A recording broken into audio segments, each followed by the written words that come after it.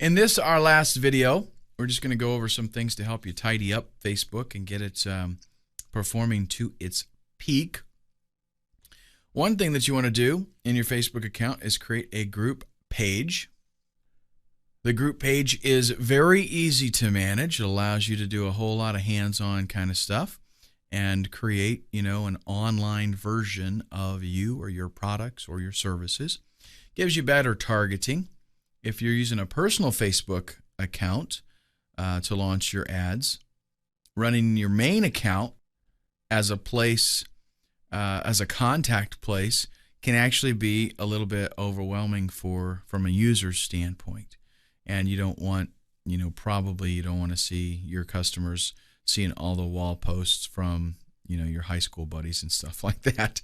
So having that group page is a way to keep your business section over there on your business section.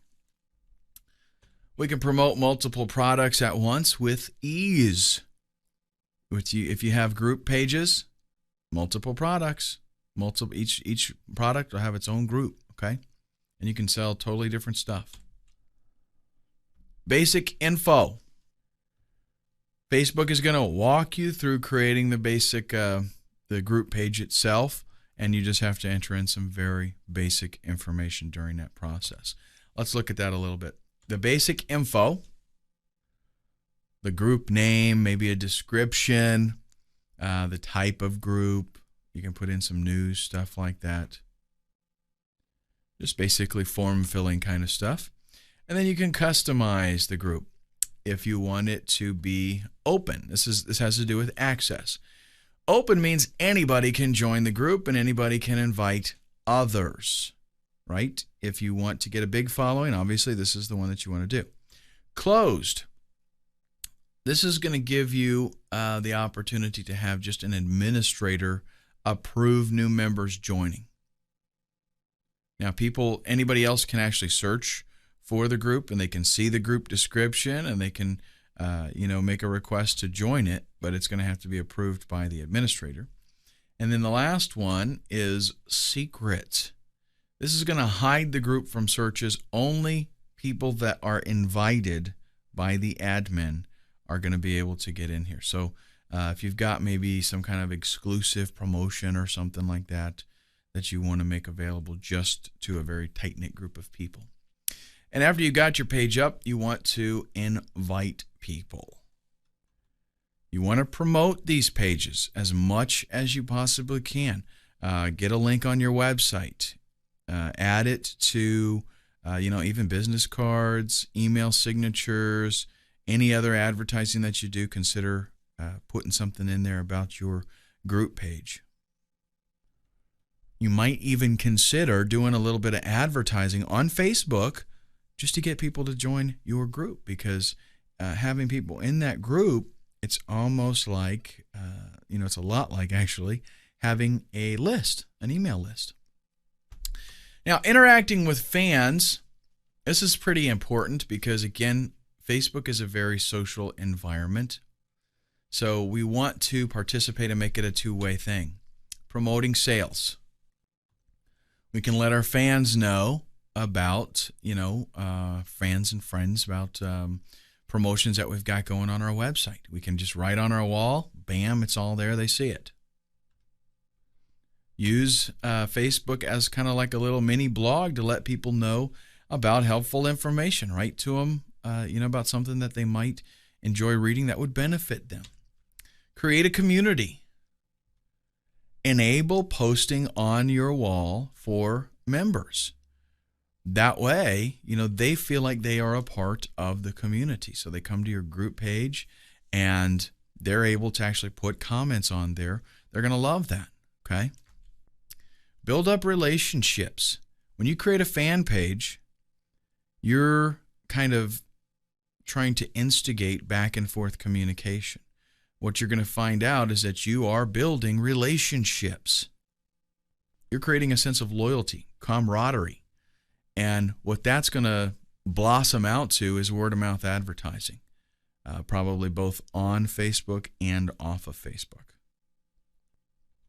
Use your fan page to generate buzz.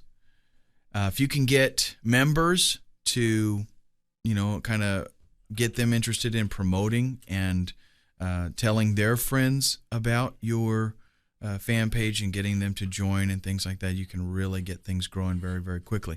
And in order to do that, you might consider doing maybe some kind of contest for who can get the most people to join, things like that. Use your page to build credibility and add value to your standing, to your ads, to your information, everything. Once your fan base grows, your credibility for your ads is going to go right along with it. Make sure that you take the time to interact with your members. If it's a one-way street and they're always posting to you and you don't reply back to them individually, then you're not going to have that community environment, and you're going to essentially not be building any of the things that we're trying to build here that are going to add to your credibility. Now, understand that with great power comes great responsibility. And Facebook can easily turn into a double-edged sword, meaning that you can get hurt. If you don't live up to your advertising promises, if you don't keep that good relationship going with your community, that can come around and stick you pretty good. So keep that in mind.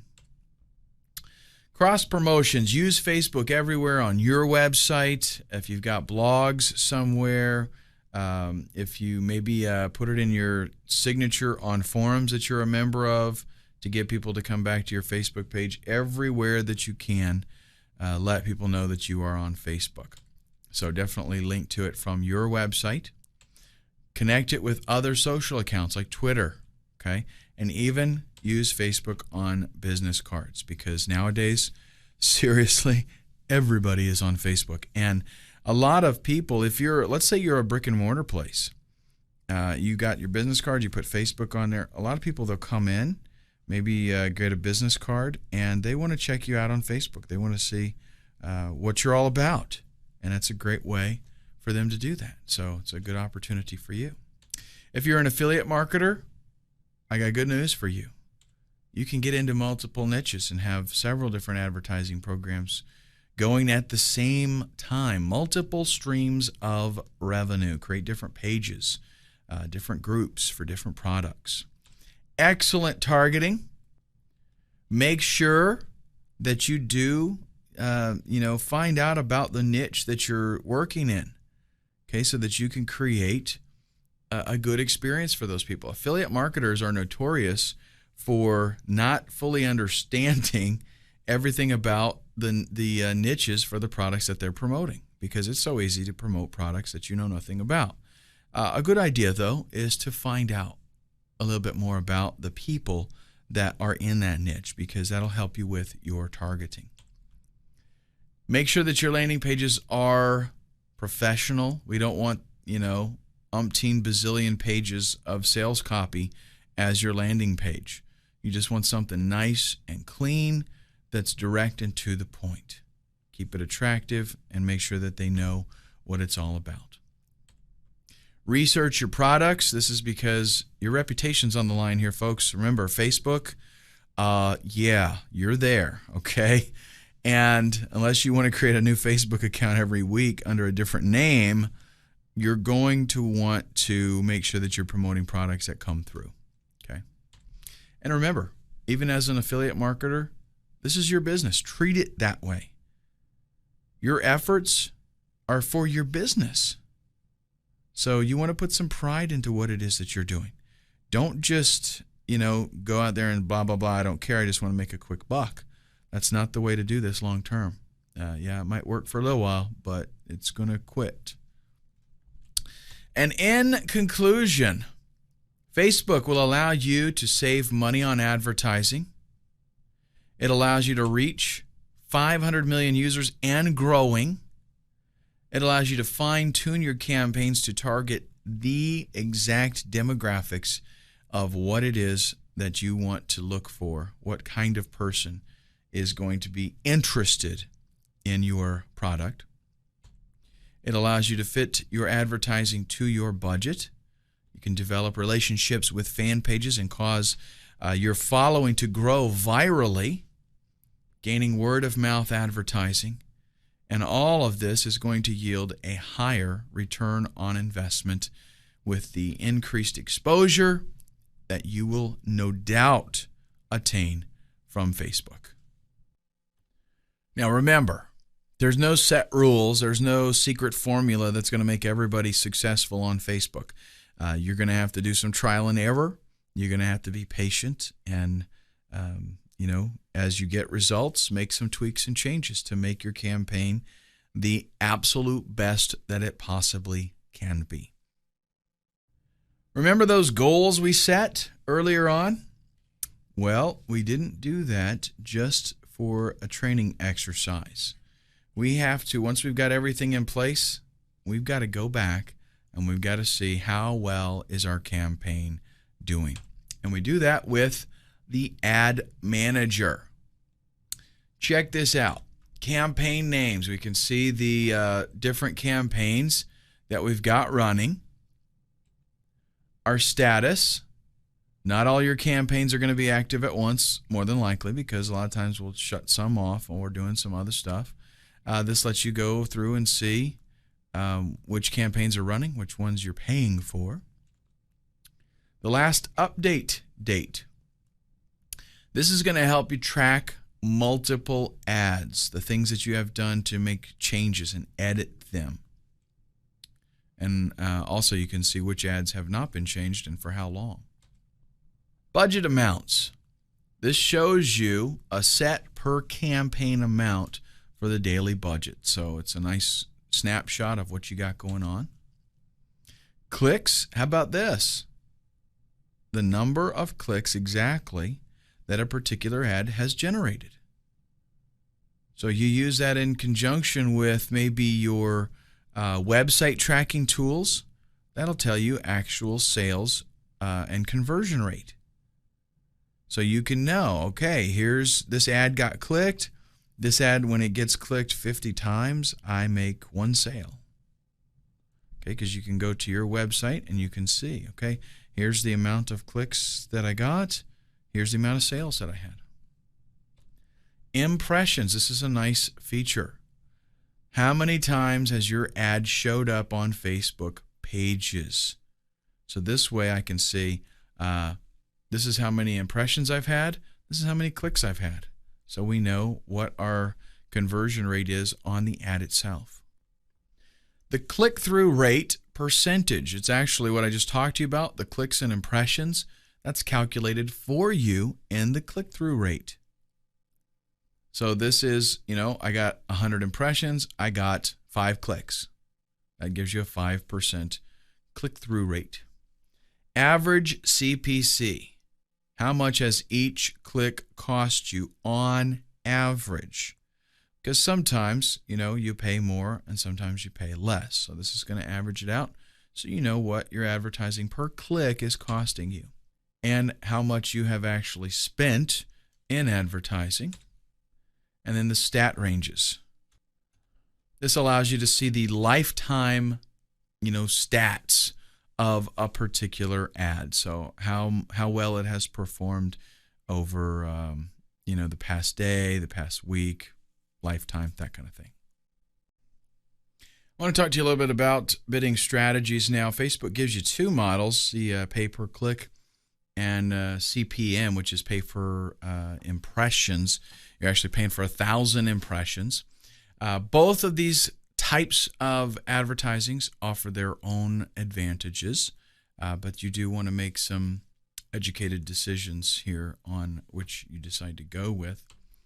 The CPM model, which is paying for impressions, is very low cost bidding because it's not performance based. You're just going to get the exposure regardless, and you pay the same amount for the exposure whether or not you get clicks or not.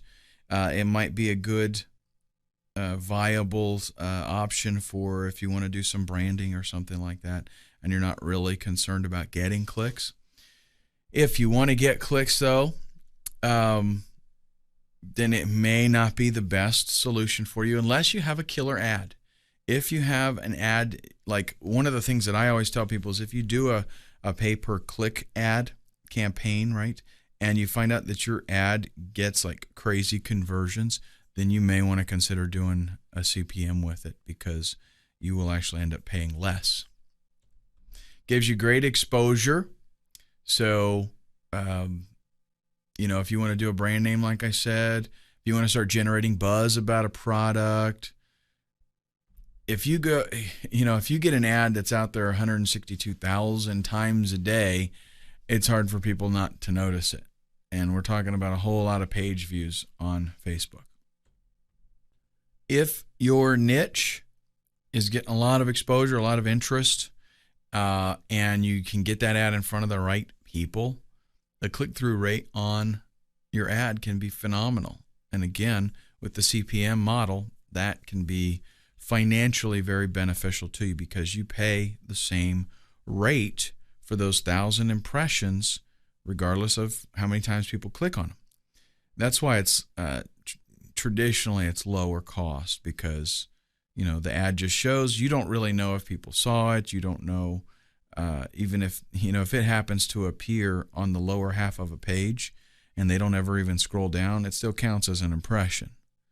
So that's why it's a lower cost. But again, if you can get good placement and you can get the good exposure, it can be a great model. CPM or CPC is cost per click. This is where you bid, and it's performance based. You're going to bid a certain amount and you will pay if you get a click. Very easy to budget this way, because you know that you paid a certain amount, and if you know your conversion rates on your sales or landing page and you know your profit, it's easy to calculate what you can spend on your CPC advertising. And okay, if I get this many clicks, if I get 100 clicks, I will make 2 sales.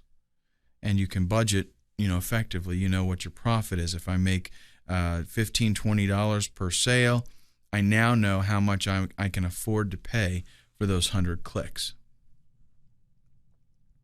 When it comes to costs, you need to try your best to budget yourself and estimate something that is going to be, at least a reasonable facsimile of what you're actually going to be paying. Facebook is very good about adhering to what you say you want to spend every day. So understand, and that can be a double-edged sword, right? You can, if you're doing really well, you can actually cut yourself off in any given day if you set your limit too low. But it's very good because with a lot of other advertising opportunities, I won't mention any names, but their initials are Google, you can set a limit, and they might not pull your ad in time, and you can pay considerably more. They have attempted to fix that, at least because of a lawsuit. Let's talk about keeping the costs down. Limit the number of ads that you run, because keep in mind here, the more ads you're running, if you've got a certain amount of a budget that you want to spend daily, then, hey, you got to divide that up between all of those ads. Lower the daily budget amounts. Again, if you're on a budget, keep it down low. Facebook is going to recommend like $50 a day, but a lot of people have done well with much less than that. So, start out low and see how you can do. See if you can start making some money. And I always advise people, if you're first starting out with this and you're not sure about it, start low. And then when you do get the system perfected and okay, for every dollar I'm spending, I make $2. Well, then take some of that money once you get that first, ClickBank commission check, reinvest some of that and ramp up your advertising even more. Once you got a proven system, that's the way to go. Consider using the CPM model, especially once you find out how well an ad converts. And then also, you can lower your bid amount and see if you're still able to get placement. This is an effective way to, still get yourself in there, but not be having to pay so much. A lot of times what you'll find is that you go in there with a bid amount and beat out everybody else, and you're up there and you're in the first place and you're spending a lot of money. And if you cut your bid in half, essentially spending half the amount of advertising, you can still, you can still show up. You might not get the top position, but you'll still be on the page, and a lot of times your click-throughs won't even go down. So after you get yourself, usually what you got to do is get the campaign going, get yourself some impressions, get some data so that you can do some tweaking and testing, and then you start to make some adjustments so that you're spending the least amount that you can possibly spend and make the most out of that. Up next, we're going to talk about tracking. Let's say now that you've got your ad created and you're really happy with it, okay? Does that mean, bam, this is it, I quit now, just load this up and I'm done and just make as much money as I possibly can with that ad? Not if you're a real marketer, it doesn't mean that. Real marketers do split testing. Split testing involves making changes to your ad and documenting those changes to see what helped and try to get the best performing ad. The fact is, check this out, not all ads work the same.